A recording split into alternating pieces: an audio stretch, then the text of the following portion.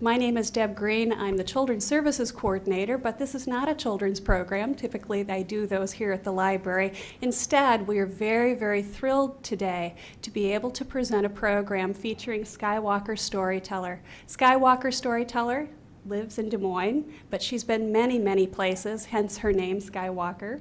She is in Des Moines currently. She was in Colorado. She was an Air Force child, so she's lived many, many places and knows many, many stories. Today she's presenting a program called Stories of War and Peace. A piece will be our applause, Stories of War and Peace.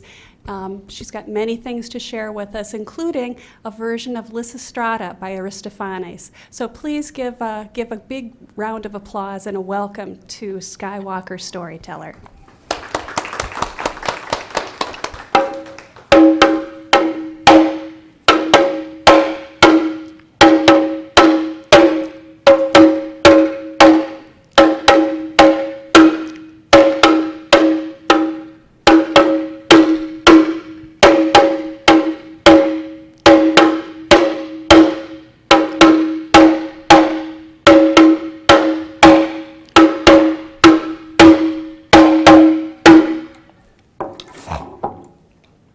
In the tradition of storytellers for thousands of years, from Antarctica to Australia, from Africa to Alabama, I have drawn the storytelling circle. From the beginnings of times, storytellers were the historians. They recorded the deeds, the lineages, the events that happened before there was any writing. And it is no accident that storytellers drew a circle. For as we have sadly seen, history is circular. And so I open with a poem I wrote 30 years ago, which is sadly as relevant today as it was then. Revolution. Too many tears with the blood have been wasted too many years. In May, not all children play, nor all lovers walk together tree-shaded lanes. A vampire reddens the earth, darkens the sky, drinks the blood of young living. Is there any good? Will fear ever end? Where is escape from this labyrinth of lies, of half-truths? Will dreams, like birds with fractured wings, ever fly again? Tomorrow is a question mark. Today is an answer. The earth needs a strong scrubbing to clean its blighted, bloody floor. And man, like a broken bead necklace, needs a patient hand to make him one again. Many hundreds of years ago, if not thousands of years ago, the ancient Indian wise people tell us this story. Shakra, the great god Indra, looked down from his heavenly home upon that precious pearl in the skies, the earth. He saw beautiful snow-capped mountains, rich green forests, wide blue oceans. But then he heard the sound of war. He heard cows bawling. He heard dogs yelping. He had heard crows cawing. He heard children crying. He heard the weeping of the poor, the hungry, and the lonely. And Chakra said, something must be done. And so he turned himself into a forester, and beside him was a black hound. The hound's hair was tangled. His eyes were crimson red, his mouth was blood red, and his teeth were like fangs. And they descended down, down, down through the heavens, through the stars, and landed beside a walled city. And the guard called out, "Who goes there?" "I am a forester, and this is my hound." And the guard looked down into the hound's mouth, and it was as if he was looking into a cauldron of fire and blood. And the hound opened its jaw wider and wider still, and smoke came out of it. And the guard yelled, "Bar the gates, bar the gates!" But it was too late. Chakra and the hound vaulted over the wall, and the hound began to run through the city, herding the people against the wall like a wolf herding sheep.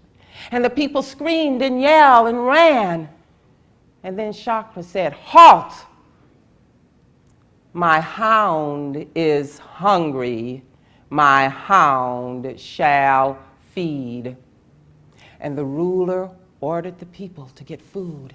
And they came back as quickly as they could with wagons filled with meat and grains and fruit and vegetables. And in one gulp, the hound ate it all. And Chakra said, "My hound is hungry. My hound shall feed." And again, the people went out and brought in all the food that they had. And again, in one gulp, the hound ate it all. And then Chakra said, "My hound is still hungry." And the hound let out a howl that shook the earth, and the people fell to the ground in fright. And the ruler came before Chakra and said, "We have no more food." And Chakra said, "Well, my hound shall eat on the grasses and trees.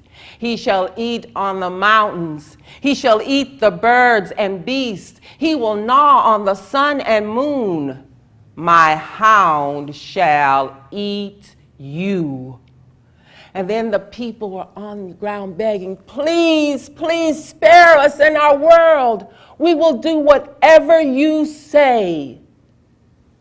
And then Chakra rose into his full height, towering above the people and the city, and a light emanated from him.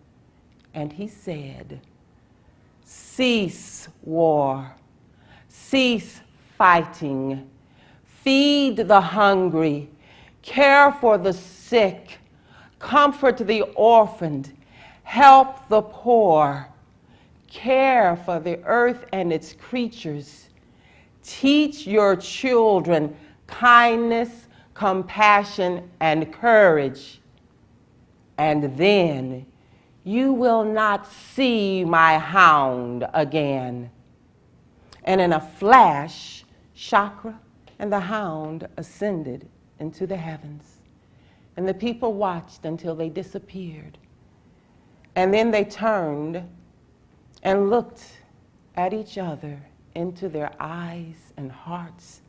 And they grabbed their hands and each vowed within their souls to do their best to fulfill Chakra's commands, because no one wanted to ever see the black hound again.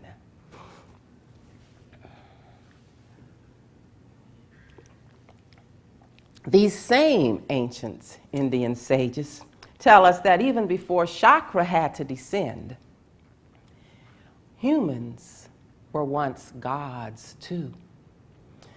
But being human, they abused their divinity. And so the gods decided that they must hide man's divinity from him. So they met, and one said, "Let's hide it on the highest mountain peak." And another said, "Man will climb to the highest mountain peak." Another said, "Let's hide it beneath the sea." And another said, "Man will travel to the bottom of the oceans." And one said, "Let's hide it in the middle of the earth." And they said, "Man will burrow into the center of the earth." And then Brahma, in his great wisdom, said, "Let us hide man's divinity within herself. They will never think to look there." And so it is true. Man has traveled to the highest peaks and touched the bottoms of the oceans and burrowed to the center of the earth. But few take time to look within their hearts and mind and find the divine power resting within themselves.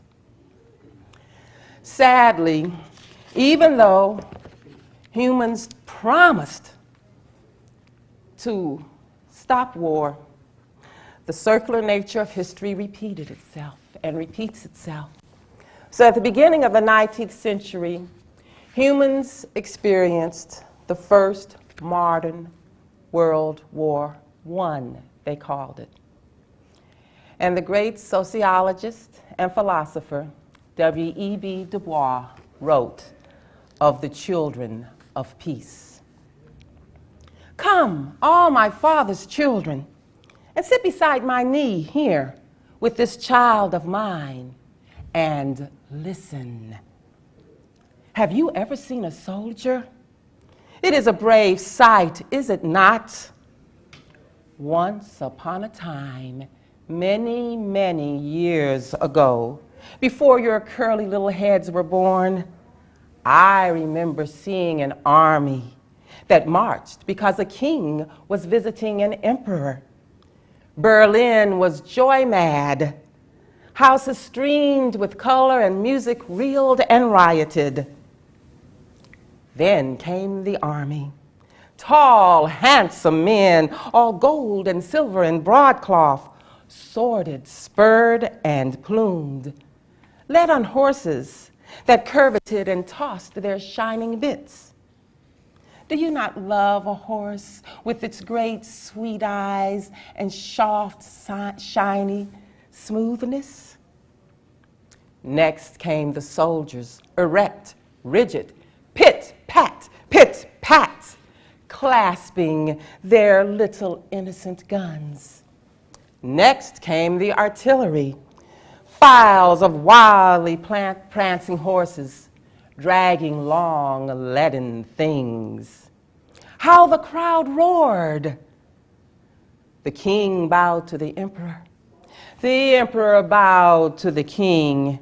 And there rose a great cry of pride and joy and battle from the people. With that cry, I seemed suddenly to awake. I somehow saw through. You know, sometimes how you seem to see, but are blind until something happens and you really see. I saw then what I saw now. I saw and see the war that men said could not be. Gone was all the brave tinsel, the glitter, sheen, and music. The men trudged, limp, naked, and dirty, with sodden, angry, distorted faces. Their eyes were sunken and bloodshot with murder in them. They staggered over corpses and severed arms and feet and dead horses.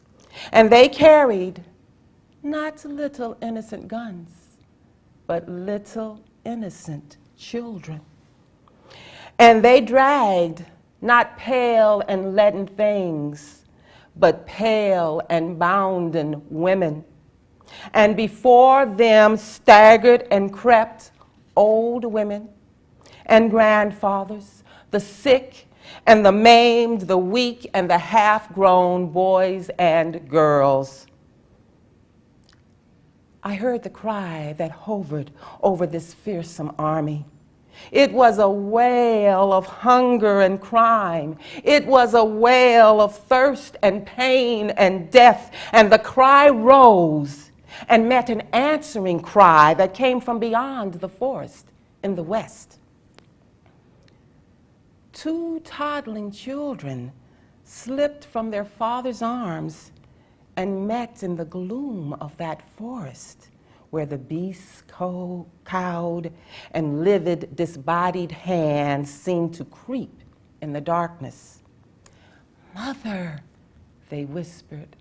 "Mama," they cried.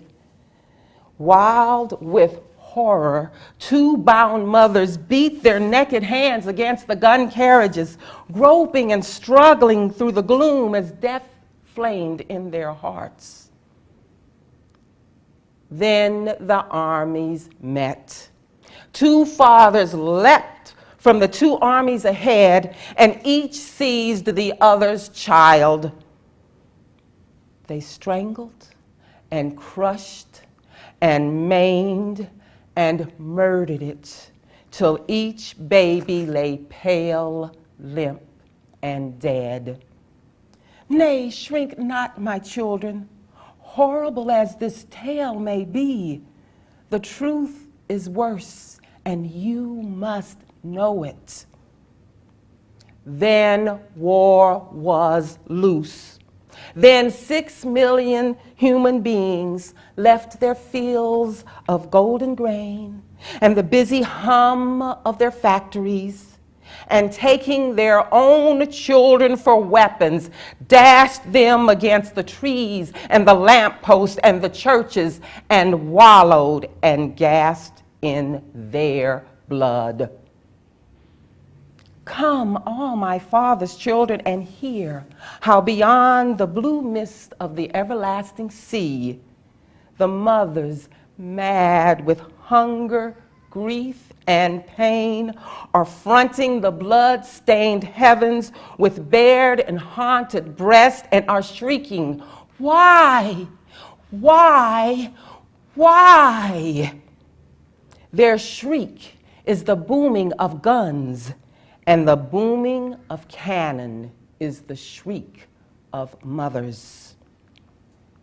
And you must answer, children of peace. You must answer. The cause of war is the preparation for war. The cause of preparation for war is the hatred and despising of men, your and my brothers. War is murder in a red coat. War is raped mothers and bleeding fathers and strangled children. War is death, hate, hunger, and pain. War is hell. And when you believe this with all your little hearts, and when you cry it out across the seas and across the years with all your little voices, then shall the mothers of all dead children hear. Then shall the sisters of all dead brothers hear. Then shall the daughters of all dead fathers hear. Then shall the women rise and say, "War is done." But cry, little children, cry, and cry loud and soon, for until you and the mothers speak, the men of the world bend stupid and crazed beneath the burden of hate and death. So women must say, henceforward and forever, there shall be no organized murder of men, for the children we bear shall be children of peace, else there shall be no children. Amen.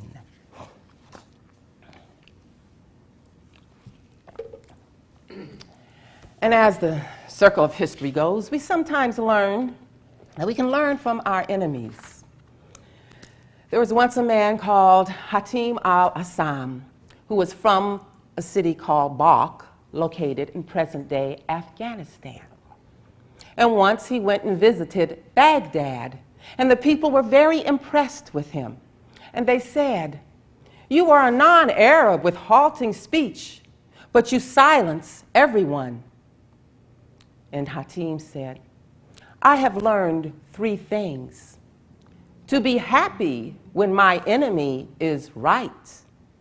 To be sad when my enemy is wrong. And never to behave foolishly toward him." And then another person asked, "Well, what advice can you give us to save us from the problems of the world?" And Hatim said, 4 things. Accept the ignorance of others, but spare them yours.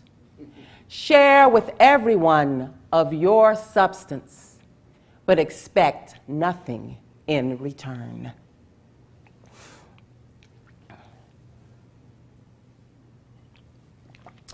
In 1991, Aung San Suu Kyi and her party overwhelmingly won a democratic vote in Burma, also called Myanmar. But she has yet to be able to lead her country. For over 6 years, she was under house arrest. In 1991, she received the Nobel Prize. But she has not left that country. She did not see her 2 sons grow up into adulthood. She was not able to be at her husband's side when he died of cancer. She remains in Burma. She cannot leave the country for fear of not being able to return. Yet she was able to provide an address to the Hague Peace Conference on May 12, 1999. A conference on peace is tantamount to a conference on one of the basic necessities of life. In fact, one could say that peace is life itself, because a life without peace is hardly a life worth living. But by peace, I do not mean a life of passivity. I do not mean a life without action, because sometimes we have to act a lot to bring about peace. What do we mean actually by peace? I suppose basically we mean a sense of inner security that will give us the strength to work for others and for the community, to work for progress and development. Without a sense of inner security, we cannot work for progress. There are so many obstacles in the way of development without peace. Peace, development, and justice are all connected to each other. We cannot talk about economic development without talking about peace. How can we expect economic development in a battlefield? It would not be possible. But there are more than one kind of battlefield in this world. A battlefield is not necessarily a place where people are shooting each other. In a civil society where basic human rights are ignored, where the rights of people are violated every day, it is like a battlefield where lives are lost and people are crippled, because people can lose their lives. And the development of their lives can be crippled by a lack of basic human rights. So when we talk about peace, we cannot avoid talking about basic human rights, especially in a country like Burma, where people are troubled constantly by a lack of human rights and a lack of justice and a lack of peace. In our country, there are many races living together, but we have not been able to live together in peace because the situation does not exist where we can trust each other. So trust is a basic element for peace. Unless we can trust each other, unless we can be sure that we will receive justice and that we also have to give justice, we cannot achieve peace. I think that we have to change the way people think. It is only by changing the way people think that we can progress toward peace. I think that change is coming. I think that many people are beginning to realize now that material development is not everything. The last century has been one of material development, great material development. But I think that people are now starting to realize that material development does not bring with it more happiness. I don't think that you can say that people must change, because people don't change just like that. They have to be taught to change. And it's not going to be a very fast process. I think that would be a bit of wishful thinking. I don't think that we can change people overnight. It will take time, and it will take a lot of perseverance. I think that we have to be very patient. Educating children means starting from the very, very basic level, and not just in the schools, but in the homes as well. So educating children means educating the parents as well. Unless you educate the parents, you cannot really educate fully.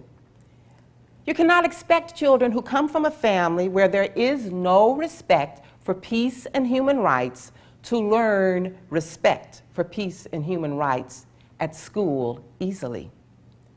So I think we need education in general, not just in schools. I think we need more people and more organizations more interested in the idea of promoting peaceful societies. You know, when you talk about abolishing the trade in small arms or nuclear disarmament, arms and weapons do not just fall down from the sky. They are made by human beings.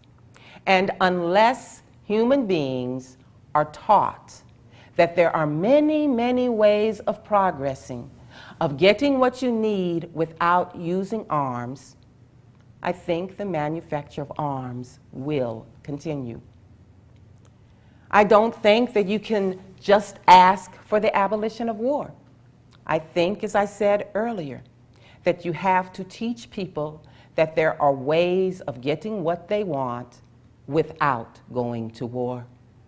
And they must think of what others want, and not only what they want all the time, and say that if I don't get what I want, I'll just take a gun and shoot my way to get what I want. I do think that it is a good idea to make information on peace and justice available to a wide range of people. I think the more people accept this idea, the quicker it will spread. It all comes back to education. It all comes back to winning people's minds. And how do we win people's minds? Let us remove the shields from our eyes that we may see our sameness. Let us release our clenched fists that we may join hands and create. Let us open our closed ears that we may hear the other's song. For our peoplehood will never rise until we find the strength within the other.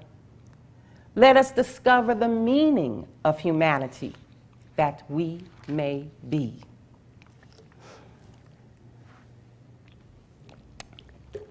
Now, in the past few weeks and months, we've heard people saying they didn't know that Iraq was going to turn out the way it did. And there was recently a cartoon which commented on the fact that there were millions of us around the world saying it would happen the way it has. Now, I don't march too often, but last year, before the war started, the theaters in New York City started Theaters Against the War. I was the only theater in Iowa to sign up. And in signing up for that, I found out about the Lysistrata Project.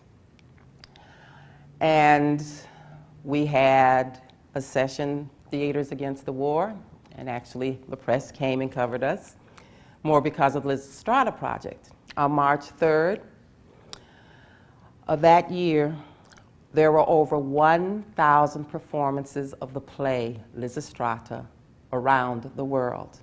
In Des Moines, there were actually 3 performances. I did one in our theater.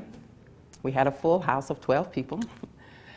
And it was nice because the other 2 performances, one was at a church and one was at Drake University, and the people who came because they didn't belong to those communities. Sadly, I had advertised and sent to all of my email lists the few artists I know, and I could not get anyone to join me. So I had to perform Lysistrata by myself. There was about 2 of us, I think, who did that. Being a storyteller, I can do that. Now, as I was preparing for this performance and rehearsing, I got struck with an idea which I could not resist. So I hope you will enjoy and accept the debut of Lysistrata 2050.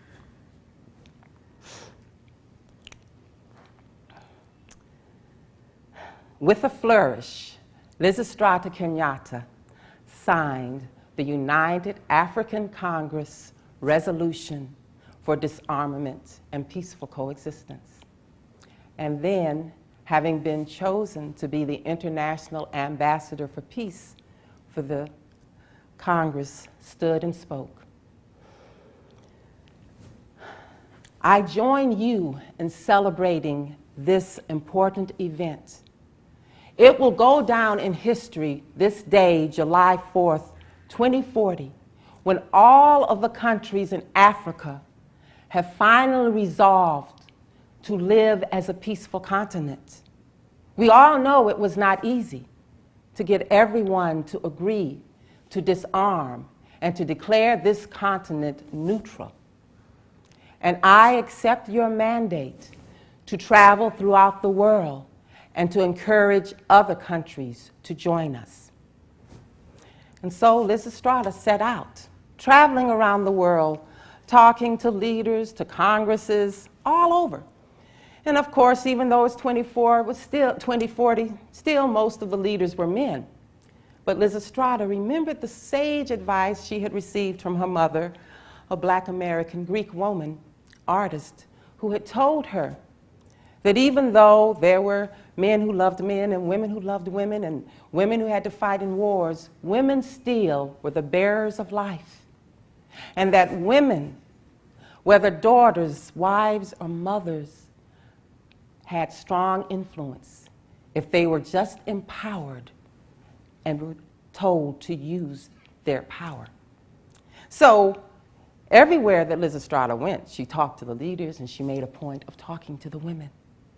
And she began to succeed, and countries and groups of nations started enacting and enforcing their own disarmament resolutions, built upon the African model, which had set in a phased 20-year period for total disarmament, an immediate halt of the import and sale of weapons, and from the government, funds to pay for the transition of the factories that made guns to learn to make cars and trains to increase public transportation and to devote research to developing biodegradable machines.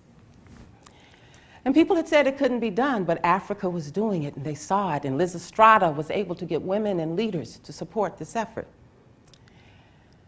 But even though countries were joining on, the 2 remaining large military powers on the earth, the United States of America and the Commonwealth of China, continued to promote their arms businesses, continued to act aggressively against weaker and smaller countries to do their bidding under the rhetoric of capitalism, democracy, and socialism.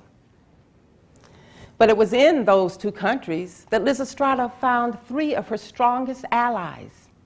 In the United States, there was Chelsea Kennedy, a woman almost 80 years old, who had spent her life creating curriculums for peace and nonviolent conflict resolution for middle schools and high schools. There was mourning young son Yazi, a Navajo healer and a medical doctor who devoted her life to traveling around the world, helping to bring together traditional and modern methods of healing to help people. And then there was Annie Mae Tung, a distant descendant of Mao Zedong, who had devoted her life to empowering women in China to learn peace and to be self-sufficient. These four women were the hub of a wheel that began to spread out as they reached out to their allies and networks, and so soon developed a resolution to be presented to the United Nations for worldwide disarmament for peaceful coexistence. But every time they tried to present the resolution in the UN for debate, the United States and China, with their weak allies, prevented even debate. Until finally, Lysistrata, remembering a story she had read when she was in college, realized it was time to take radical action. She called a Congress, an international Congress in New York City. Hundreds of women gathered. And Lysistrata stood before them and said, in order to achieve disarmament and peace, to compel our lovers to take action, we must refrain from intimate activities altogether. What? Is that tears in your face? Why are you biting your lips and shaking your heads? Do you hesitate? Will you not join me? Yes or no? And then, of course, ensued a long and lively debate until finally Annie Mae Tung stood up and said, it is a hard thing for a woman to sleep alone without her lover, but the time has come for us, in order to save the earth and to progress as people, to be willing to set aside our own carnal desires for peace. And then another woman said, but are you sure we will be able to succeed? And Lysistrata said, of course. All we need to do is sit at home in our finest clothes and be most alluring, and our lovers will get their tools up, and it is at that time that we must refuse. I am sure that they will be ready for peace sooner than you think. After much more debate, there was finally a unanimous decision that all these women would go back to their homes and their communities and get as many women to participate as they could. And they did. They organized around the world. Chelsea Kennedy and other grandmothers and great-grandmothers organized in their own way. And finally, the women were ready. On the first day of summer, 2050,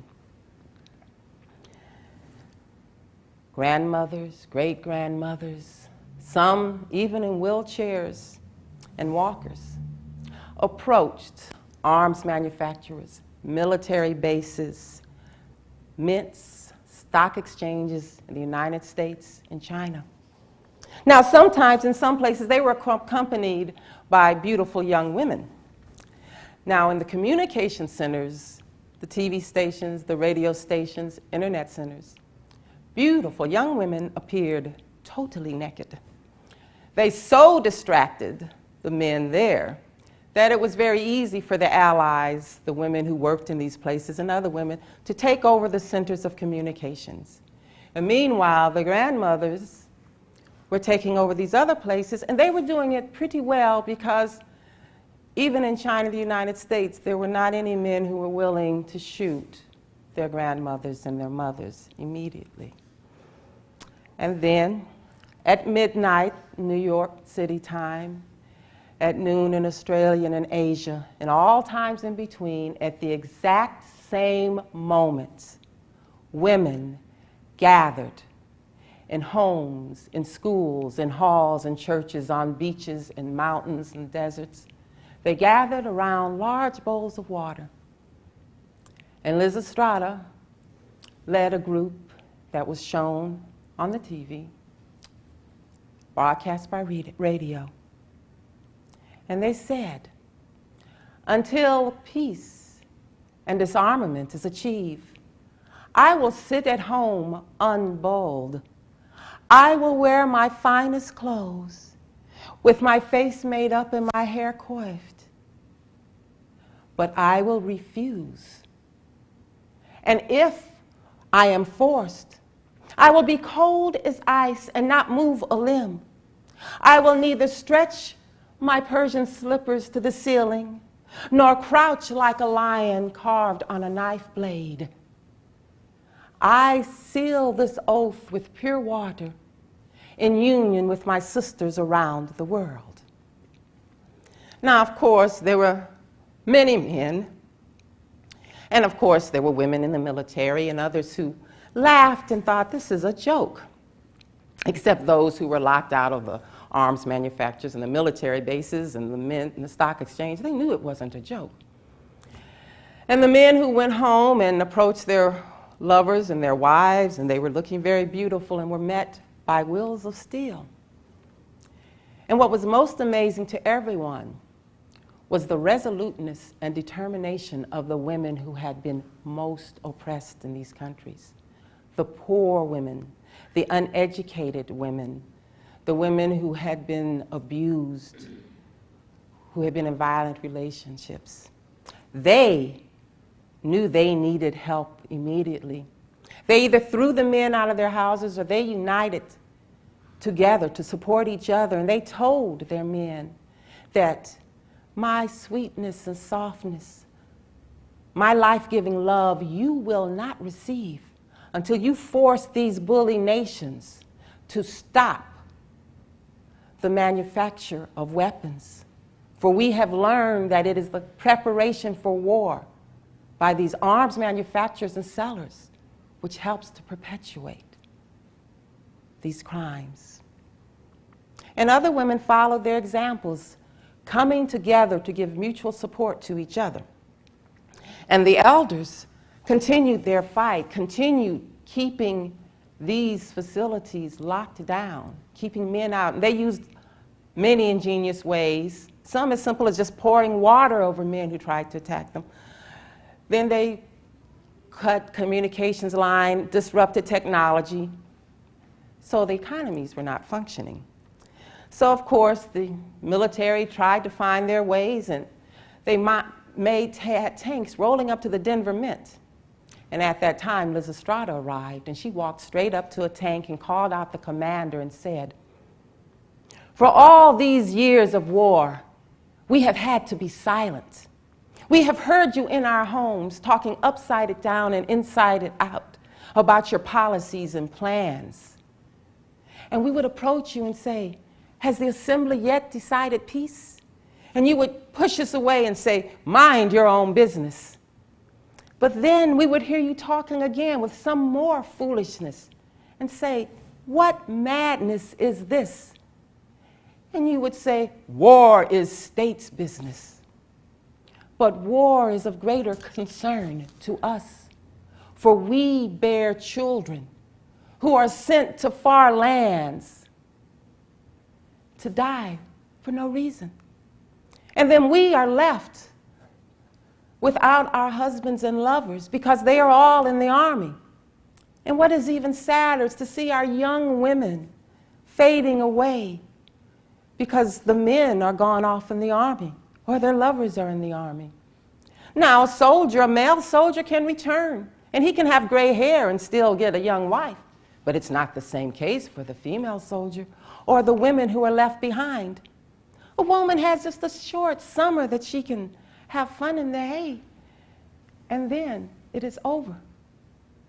So we are resolved that war must stop. And by the time Lysistrata had finished talking, the women had managed to disarm and get most of the men out of the way, and the commander turned. and walked away disgusted. But of course, as time went on, there were some women who were beginning to lose their resolve. They were the more wealthy, the more spoiled women. And even Lysistrata had to admit it is difficult to stop these women from lusting after their lovers. I have caught 3. One was trying to sneak out from her by a cave. Another one was climbing down a rope. And a third actually tried to get on the back of a bird, and I saved her from hurting herself. They are all for breaking their oath. So once again, Lysistrata went to the airways and the video waves, and she said, "You foolish women, I know you long for your lovers, but you must understand they long for you just as much. In fact, I know they are suffering every night. A diviner has said, if we just remain united, we will succeed." And so the leaders in all of the countries started gathering women. They started having large, huge marches from Birmingham to Benin, from Phoenix to Philadelphia, from Delhi to Des Moines. They marched and gathered. And the spiritual healers did rituals to help the women with their resolve. And they continued with their efforts. And soon, there were men joining their ranks. In fact, the first people to start joining their ranks were the other women from the military who started turning in their guns. And then, of course, there were many men who were getting quite desperate, who were quite willing to join their ranks, turning in their guns, even military men and policemen. Now, they were helped by continuing to have control of the communication centers, so that all that was available to be seen on the TVs and heard on the radios were their efforts, or anti-war films and documentaries, such as The Manchurian Candidate or Fahrenheit 9/11. And people were beginning to see how governments had lied to perpetuate war. They were beginning to see the flaws in capitalism, which depended upon the maintenance of a military-industrial complex to maintain that could only be sustained through a perpetual state of war somewhere on Earth. So the women knew they were making progress in the United States when the president of the NRA joined them. For even he began to see that it wasn't necessary to have guns, not even for sporting. One could sport without having to kill anything. One could hunt without guns, as had been done for centuries. And that if there were no guns anywhere, no one would need guns to defend themselves.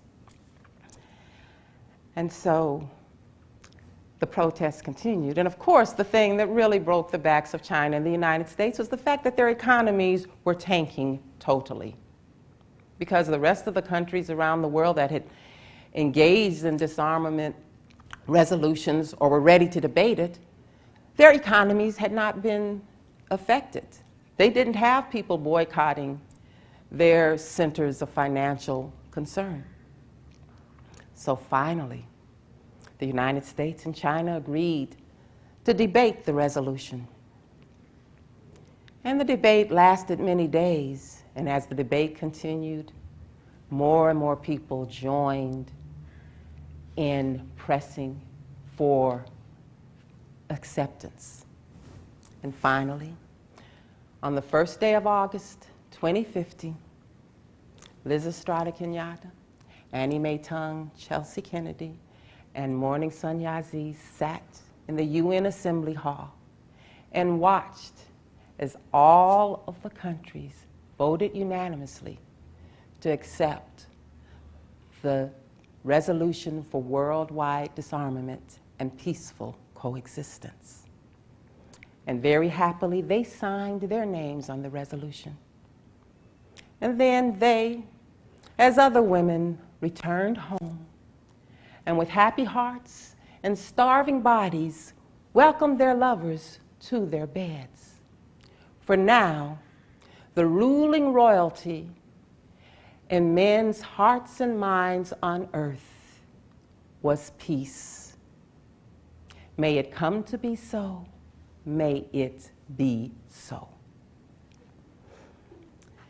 And now all of the stories are done, and I pull in the storyline to draw the story circle another time. Remember your branches as well as your roots, for we who are the ancient ones are the new ones too.